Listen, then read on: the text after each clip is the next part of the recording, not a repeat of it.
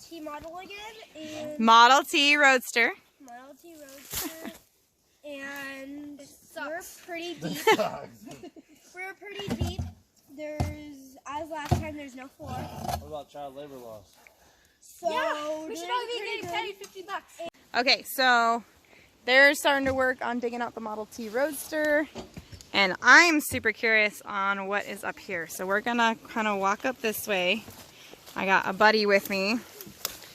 Yep, we gotta kind of sort of look where we're going, bud. If you don't want to go this way, you can stay here. Oh, there's spiky things in here. Maybe you guys should stay back. Yep. Just trying to navigate up here.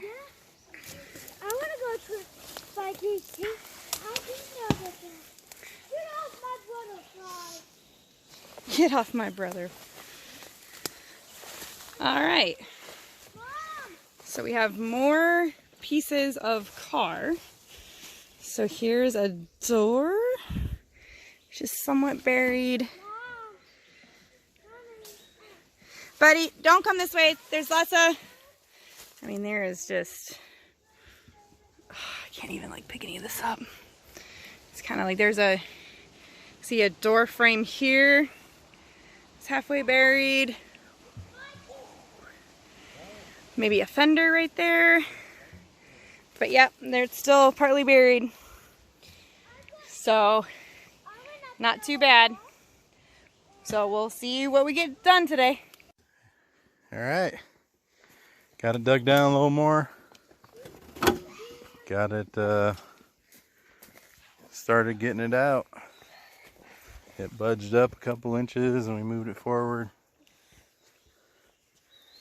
It's pretty. Now all we gotta do is get into the UTV.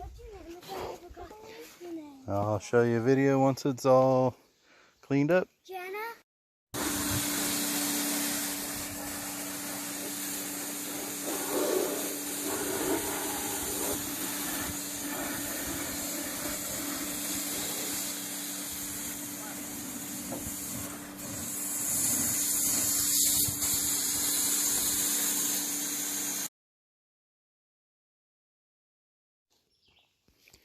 All right, down here where we dug it out. That's where it sat for who knows how long. Pretty crazy. All right, guys. It is the next day. As you can see, we got it out. We got it loaded. Got it brought back home.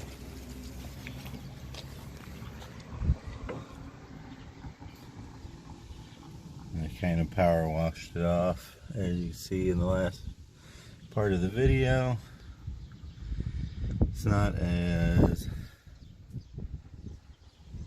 greatly intact as I was hoping, but for God knows how long it was sitting there, it still isn't the worst. I think there's enough here to save. I mean, especially with the aftermarket parts you can still get for T-buckets and stuff like that. It's amazing how just rock solid this whole top part is. The door's still latched on this side. I mean, the fact that anything that was below the dirt is even remotely intact is kind of mind-boggling. So, I think next step, still has a fuel tank in there. On these T's, the fuel tank was actually up under the dash.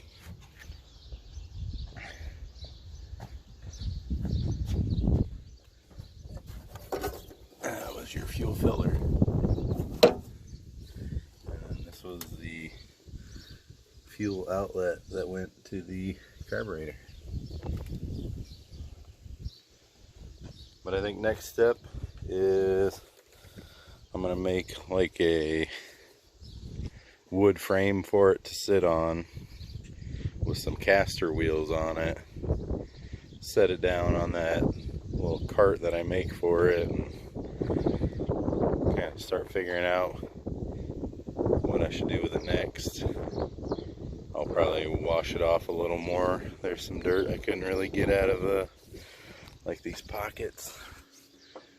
They're pretty well still packed. The doors I tried blowing out pretty good, but I got, you know, a good 90% of the mud and crap off of it out at the farm.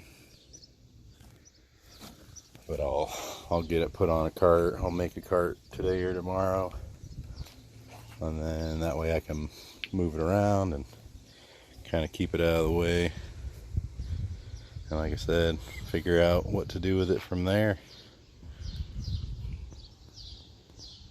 But yeah, pretty crazy.